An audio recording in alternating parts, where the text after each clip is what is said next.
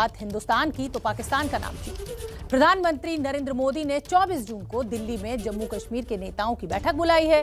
माना यह जा रहा है कि बैठक का एजेंडा जम्मू कश्मीर की राजनीतिक स्थिति हो सकती है, लेकिन पीडीपी की प्रमुख और पूर्व मुख्यमंत्री महबूबा मुफ्ती ने इस बातचीत में पाकिस्तान की एंट्री करा दी है। महबूबा ने मांग की है कि पाकिस्तान से बातचीत होनी चाहिए। अब सवाल ये उठता है कि जब भारत सरकार का रुख साफ है, जब तक पाकिस्तान आतंकवाद नहीं रोकता तब तक किसी तरीके की कोई बातचीत नहीं होगी, फिर महबूबा ऐसी बातें क्यों कर रही हैं? हम कहते हैं कि ये दोहा जाके तालिबान से डायलॉग कर रहे हैं। आपने सुना होगा हमारी गवर्नमेंट तो जम्मू कश्मीर में डायलॉग करे और सबके साथ करे और पाकिस्तान के साथ भी करे। बात जम्मू कश्मीर की होनी है तो महबूबा मुफ्ती उसमें पाकिस्तान का पेंच फंसा रही हैं। श्रीनगर में फारूक अब्दुल्ला के घर गुपकार गठबंधन के नेताओं की मीटिंग हुई और उस मीटिंग के बाद महबूबा जब मीडिया के सामने आई तो पाकिस्तान का गाना गाने लगी। अगर जम्मू कश्मीर के हालात सुधारने, इस खिते में अमन लाना है, न सिर्फ जम्मू कश्मीर या हमारे मुल्क के अंदर बल्कि पूरे खिते में, तो इसके बगैर कोई चारा नहीं है। No compromise on that. और डायलॉग की बात हमसे डायलॉग कर रहे हैं। हम कहते हैं कि ये दोहा जाके तालिबान से डायलॉग कर रहे हैं। आपने सुना होगा हमारी गवर्नमेंट तो जम्मू कश्मीर में डायलॉग करे और सबके साथ करे और पाकिस्तान के साथ भी करे। 24 जून को प्रधानमंत्री नरेंद्र मोदी ने जम्मू कश्मीर के नेताओं को दिल्ली बुलाया है। आर्टिकल 370 हटने के बाद से राज्य की जो राजनीतिक स्थिति है उस पर चर्चा होनी है, लेकिन महबूबा को जम्मू कश्मीर से ज्यादा पाकिस्तान की चिंता है। बीजेपी कह रही है कि हमारे लिए देश की एकता और अखंडता पहले है।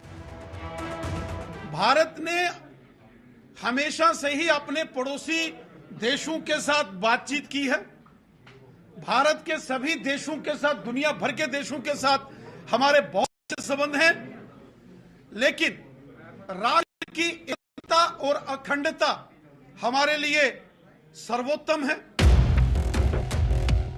24 जून को होने वाली बैठक के लिए फारूक अब्दुल्ला सहित जिन नेताओं को न्योता मिला है वो दिल्ली आएंगे और बैठक में शामिल होंगे। वजीर आजम की तरफ से दावतनामा आया है और हम उस दावतनामे में जाने वाले हैं। वहां पे हमें उम्मीद है कि हम अपने जो मौक़िफ़ है उसको वहां पे वजीर आजम साहब और होम मिनिस्टर साहब के सामने रखें, जिनको उन्होंने बुलाया है। महबूबा जी, मुझे, तारिगामी साहब को, और जिनको भी हम में से बुलाया है, हम लोग जा रहे हैं। और जहां तक पाकिस्तान से बातचीत का सवाल है तो भारत सरकार का स्टैंड है कि आतंकवाद के जारी रहते पाकिस्तान से बातचीत नहीं हो सकती।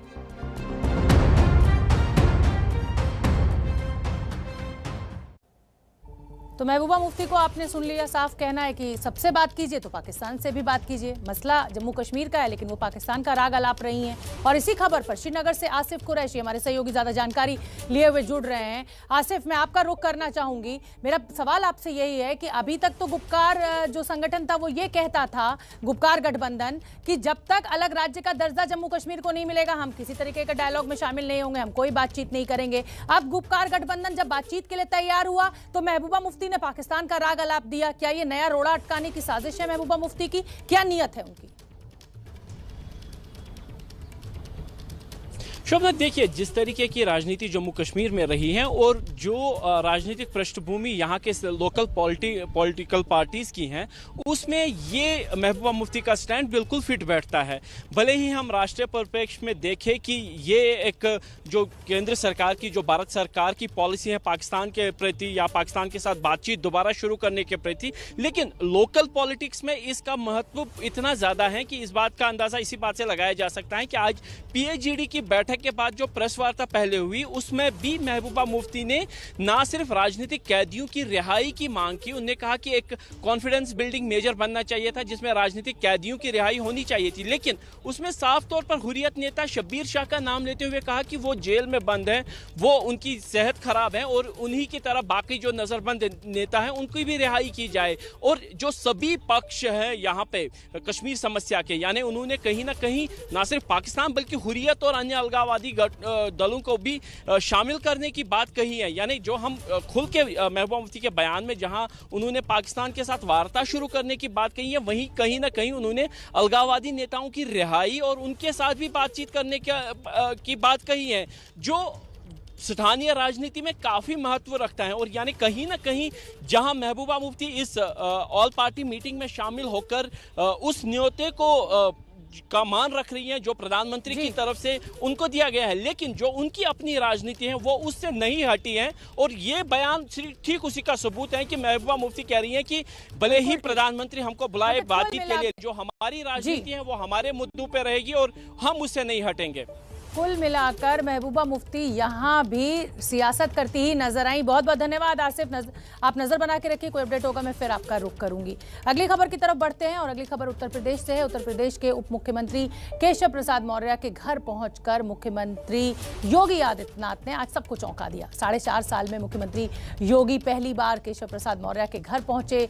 सीएम योगी के साथ संगठन महामंत्री BL संतोष, यूपी बीजेपी प्रभारी राधा मोहन सिंह, उप मुख्यमंत्री दिनेश शर्मा भी मौजूद हैं। हाल ही में केशव प्रसाद मौर्य के बेटे की शादी हुई है। लॉकडाउन के दौरान ये शादी हुई थी और इसीलिए मुख्यमंत्री योगी नहीं जा पाए थे। अब बताया जा रहा है कि बेटे की शादी की शुभकामनाएं देने के लिए लंच पर मुख्यमंत्री योगी आदित्यनाथ पहुंचे हैं। उत्तर प्रदेश के मुख्यमंत्री योगी आदित्यनाथ आज पहली बार उप मुख्यमंत्री केशव प्रसाद मौर्य के घर पहुंचे हुए हैं। वजह है दोपहर का लंच, और कारण जो मीडिया को बताया गया वो ये है कि केशव प्रसाद मौर्य के बेटे का जब शादी समारोह था तो उसमें सीएम नहीं पहुंच पाए थे क्योंकि लॉकडाउन था।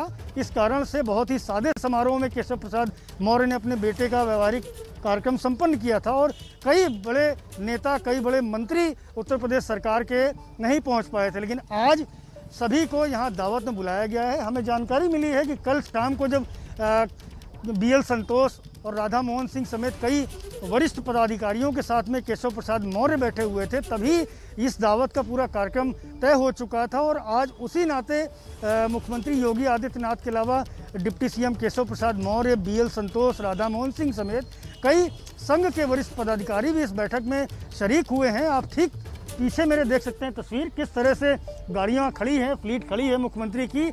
लेकिन इस दोपहर के भोज का मकसद भले ही ये बताया गया हो कि केशव प्रसाद मौर्य के बेटे ना पहुंच पाना रहा है, लेकिन इस लंच ने आज सियासी गलियारों में नई चर्चा को जन्म दिया है। और बताया जाता है कि जो नाराजगी कहीं ना कहीं नजर आती थी केशव प्रसाद मौर्य और योगी आदित्यनाथ के बीच में, कई विषयों पर मतभेद होता था, उनको दूर करने की ये एक अहम कवायद है। कैमरामैन फैसल के साथ संजय त्रिपाठी, ABP न्यूज़, लखनऊ। तो 6 महीने का लगभग समय बचा है, उत्तर प्रदेश में चुनाव होना है। ऐसे में 4.5 साल का टर्म पूरा होने के बाद योगी आदित्यनाथ पहली बार उप मुख्यमंत्री के घर पहुंचे। हमारे साथ हमारे राजनीतिक संपादक पंकज झा जुड़ गए हैं इसी बड़ी खबर पर। पंकज झा, जो प्रदेश के राष्ट्रीय अध्यक्ष हैं, जो प्रदेश के बीजेपी के अध्यक्ष हैं, माफ कीजिए, वो कहते हैं कि योगी आदित्यनाथ के चेहरे पर लड़ाई लड़ी जाएगी, चुनाव लड़ा जाएगा। लेकिन केशव प्रसाद मौर्य हमेशा ये कहते रहे कि चुनाव के बाद संगठन तय करेगा कि मुख्यमंत्री कौन होगा। तो कई दिनों से उत्तर प्रदेश में जो नेतृत्व की बहस चल रही है, आज योगी का वहां पहुंचना क्या मायने, क्या अर्थ निकाला जाए? ये सिर्फ बेटे और बहू को आशीर्वाद देने वाली बात नहीं थी शोभना, आप भी जानती हैं जैसा दिखता है वैसा होता नहीं है। बात अगर कुछ और होती, दोनों के रिश्ते इतने बेहतर होते, तो जो लखनऊ में कालिदास मार्ग में घर है ना मुख्यमंत्री योगी आदित्यनाथ का, जो 5 कालिदास मार्ग का बंगला है, और ये जो केशव प्रसाद मौर्य डिप्टी सीएम है, ये 7 कालिदास मार्ग का बंगला, दोनों के बीच में मुश्किल से 70-80 मीटर का फासला होगा। लेकिन मुख्यमंत्री बनने के बाद योगी आज पहली बार गए और पिछले 10 दिनों में हर दिन केशव प्रसाद मौर्य एक ही बात कहते रहे हैं कि चुनाव में जो चेहरा होगा यूपी के, वो केंद्रीय नेतृत्व तय करेगा। बीजेपी के स्टेट यूनिट के प्रेसिडेंट कहते नहीं, योगी ही चेहरे होंगे। ये अब कोशिश हो रही है कि चुनाव से पहले अपने घर को ठीक कर लिया जाए। संजय जैसा कह रहे थे, कल रात योगी के घर पर ही इस बारे में बातचीत हुई, मीडिया को भनक नहीं लगी। रात में प्रोग्राम तय हुआ और साफ कह दिया था केशव प्रसाद मौर्य ने अपने घर के को, और योगी आदित्यनाथ ने भी, कि मीडिया को बिल्कुल नहीं बताया जाए, जब मैं वहां पहुंचूंगा तब पता चलेगा। और ऐसा ही हुआ। इसका मतलब साफ है, घर को ठीक भी कर लेना है, दोनों के जो रिश्ते खराब हैं उसको बेहतर कर लिया जाए, क्योंकि चुनाव सर पर है। बिल्कुल, और कहीं ना कहीं जो पिछड़ों का वोट है उस पर भी नजर है, क्योंकि केशव प्रसाद मौर्य की उस पर अच्छी पकड़ है। बहुत बहुत धन्यवाद पंकज झा आपका इस पूरी जानकारी के लिए। तो आगे बढ़ते हैं मातृभूमि में, और हम आपको ये भी बताना चाहते हैं कि सरकार के प्रवक्ता सिद्धार्थ नाथ सिंह ने कहा है कि उप मुख्यमंत्री के बेटे की शादी का ये औपचारिक भोज था जिसमें मुख्यमंत्री पहुंचे थे। दोनों के बीच किसी तरह के मतभेद की बात करना गलत होगा। सिद्धार्थ नाथ सिंह से हमारे सहयोगी संजय त्रिपाठी ने बात की है, सुन लेते हैं क्या कुछ कहना है उनका। हमारे साथ हैं कैबिनेट मंत्री सिद्धार्थ नाथ सिंह, उनसे बात करेंगे। सर, आपकी पार्टी के तमाम राष्ट्रीय नेता आए हुए हैं, मंथन चल रहा, क्या विषय है, क्या चर्चा हो रही है? ये जो चल रहा है संगठनात्मक है, और ये विषय क्या जो चुनाव 2022 के आए हुए हैं, तो इसका दौर पिछले दिसंबर 2020 से ही शुरू हो गया था। उसके एक कंटिन्यूटी में है, वो बैठकें चल रही हैं, उसके कुछ निर्णय होते हैं, उनको इम्प्लीमेंट करवाया जाता है और फिर आगे बढ़ती है पार्टी। तो हमारे यहाँ जो इलेक्शन की जो हमारी मशीनरी होती है कार्यकर्ताओं के साथ, और जो संगठनात्मक ढांचा इलेक्शन का होता है, वो हमारे यहाँ हमेशा तैयार रहता है। संकल्प पत्र को लेकर के कुछ चर्चा हुई कि कितना पूरा हुआ, इस बारे में भी कोई जानकारी की गई है संगठन के लोगों की? मैं इस पर मैं नहीं कह सकता क्या जानकारी की गई, मगर इसमें आश्चर्य नहीं होना चाहिए। जब आप अपना संकल्प पत्र अनाउंस करते हैं, जैसे हमने 2017 में किया, तो ये हमारा दायित्व बनता है कि हम उसको पूरा करें। तो उसकी भी समीक्षा होनी चाहिए जैसे हर चीज़ की होती है। तो ये अच्छी बात है, एक पार्टी अपने संकल्प पत्र को, उतनी महत्वपूर्ण पत्र होता है, उस घोषणा को वो इतनी गंभीरता से लेते हैं और उसके लिए प्रतिबद्ध होते हैं। आज मुख्यमंत्री योगी आदित्यनाथ उप मुख्यमंत्री केशव मौर्य के घर भी पहुंचे। तमाम चर्चाएं हुई कि जो दोनों के बीच में कहीं ना कहीं मतभेद रहता है, कुछ वजहों को लेकर, कुछ विषयों को लेकर के, उनको ठीक करना, उनको मरम्मत करना, उनको बैलेंस करना वजह थी इसके पीछे। पहले तो उनके दोनों के बीच में कोई मतभेद है नहीं। दूसरा, जो आप लोग मिर्च मसाला लगा के फिर चलाना चाह रहे हैं, योगी आदित्यनाथ जी उनके बेटे की शादी हुई केशव मौर्य जी के, उसकी बधाई देने गए हैं। कोरोना काल था, इसलिए बड़ा आयोजन नहीं हो पाया था, तो उसके लिए वो गए हैं। तो ये एक व्यवहारिक चीज़ है। अब उसमें भी लोग ढूंढेंगे तो मैं कुछ। तो अगली अहम सियासी खबर का रुख करते हैं। 2024 के लोकसभा चुनाव को लेकर विपक्षी दलों ने अभी से तैयारियां शुरू कर दी हैं। दिल्ली में शरद पवार के घर विपक्षी दलों के नेताओं की बैठक चल रही है, और खास बात यह है कि कोरोना महामारी के बाद पहली बार विपक्षी पार्टियों के नेताओं की मुलाकात हो रही है। इस बैठक में फारूक अब्दुल्ला, यशवंत सिन्हा, पवन वर्मा, सुशील गुप्ता, डी राजा के शामिल होने की खबर आई है। कई और नेता वहां पर पहुंच रहे हैं और कुछ नेता वहां पर पहुंच चुके हैं। प्रशांत इसी खबर पर हमारे साथ जुड़ रहे हैं ज्यादा जानकारी लिए हुए।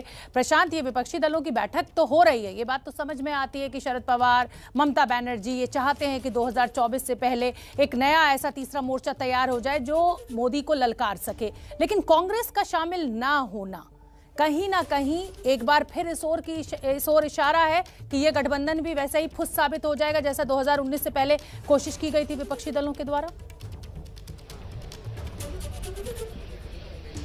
जी देखिए, कांग्रेस की बात तो बात में करें शोभना, जो नेता यहाँ पहुँचे हैं उनकी अगर फहरिस्त देखें उसमें भी आपको नज़र आएगा कि कई पार्टियों के नेता यहाँ मौजूद नहीं हैं। आपने फारूक अब्दुल्ला की बात की, मैं उसको थोड़ा सा करेक्ट कर दूं, फारूक अब्दुल्ला यहाँ नहीं पहुँचे हैं। उनके बेटे उमर अब्दुल्ला जो दिल्ली में थे वो ज़रूर यहाँ पहुँचे हैं, लेकिन जयंत चौधरी, उमर अब्दुल्ला के अलावा यशवंत सिन्हा और चूंकि शरद पवार बैठक में मौजूद हैं, इन चार नेताओं को छोड़ दें शोभना तो किसी और दल का कोई बड़ा नेता यहाँ नहीं पहुँचा है। इसमें कुछ नेता शामिल हैं और कुछ इंटेलेक्चुअल्स ऐसे हैं जो जिनका स्टांस आप लगातार देखिएगा वो एंटी गवर्नमेंट रहा है। तो ऐसे लोग और नेताओं की एक बैठक हम इसको कह सकते हैं जो नरेंद्र मोदी के खिलाफ रहे हैं, उनकी नीतियों के खिलाफ रहे हैं, और ये कोशिश ज़रूर है एक मंच पर लाने की सबको, लेकिन चूंकि ये बैठक तब हो रही है जब 2 बार प्रशांत किशोर ने शरद पवार से मुलाकात की है, लेकिन अभी से ये अंदाज़ा लगाना कि इससे कोई तीसरा मोर्चा तैयार हो जाएगा, इससे या कोई बड़ा गठबंधन तैयार करने की कोशिश इससे निकल के आएगी, ये कहना थोड़ी बड़ी बात आप कह रहे हैं कि बैठक जरूर हो रही है, लेकिन इससे ये निकलकर सामने नहीं आ रहा है कि कोई तीसरा मोर्चा मोदी को ललकारने के लिए फौरी तौर पर तैयार हो जाएगा। क्या पंजाब कांग्रेस की राजनीति में सिद्धू का खेल खराब होने वाला है? अब तक ये माना जा रहा था कि पंजाब में सिद्धू भारी पड़ते दिखाई दे रहे हैं, लेकिन सूत्रों के मुताबिक सिद्धू के मीडिया में जाने से पंजाब का विवाद सुलझाने वाली कमेटी के सदस्य काफी नाराज हैं। नाराज सदस्यों का कहना है कि जब सिद्धू मीडिया से ही बात कर रहे हैं तो हमको बात करने की क्या जरूरत है। कैप्टन अमरिंदर सिंह आज कमेटी के सामने दूसरी बार पेश हुए। बताया ये जा रहा है कि कैप्टन से कई मुद्दों पर चर्चा की गई। सूत्रों के मुताबिक रिपोर्ट में नाराज विधायकों की शिकायतों का जिक्र भी है, जिसमें विधायकों ने कहा था कि 2017 के चुनाव के दौरान कांग्रेस ने जनता के बीच जो वादे किए थे उनमें से अधिकतर को अभी तक पूरा नहीं किया गया और इसी वजह से जनता नाराज है। ऐसे में चुनाव में जाना मुश्किल होगा अमरिंदर सिंह के नेतृत्व में। दूसरी बड़ी खबर यह है कि बार बार दिल्ली में कमेटी के सामने पेशी के लिए बुलाए जाने से कैप्टन अमरिंदर सिंह नाराज हैं। सूत्रों का कहना है कि अगर कैप्टन अमरिंदर सिंह को ऐसे ही बार बार दिल्ली तलब किया गया तो वो नई पार्टी बना सकते हैं। हमने पिछले दिनों कैप्टन अमरिंदर सिंह जी से बात की थी और उन्होंने बहुत सारी बातें जानकारी कमेटी के सामने रखी थी। कुछ बिंदुओं पर हमको और जानकारी अपेक्षित थी। कैप्टन अमरिंदर सिंह जी कमेटी के सामने आए और उन्होंने वो जानकारियां दी और उनमें हमने भी उनको कई ऐसे सुझाव दिए हैं जिन पर हमें उम्मीद है कि अगले 5-10 दिनों के अंदर आप पंजाब में बहुत कुछ कार्रवाई होती हुई देखेंगे या सुनेंगे। चैलेंज है इस बार सर, आपसी मतभेद बहुत है पंजाब में सर। कोई बात नहीं, मतभेदों जो जीवांत पार्टियां होती हैं, डेमोक्रेटिक संगठन होते हैं, उनमें मतभेद होते हैं। तो कोरोना की आपदा, ऐसे में कांग्रेस को अवसर तलाशना था, लेकिन अवसर को आपदा में बदलना शायद कांग्रेस की नीति रही है।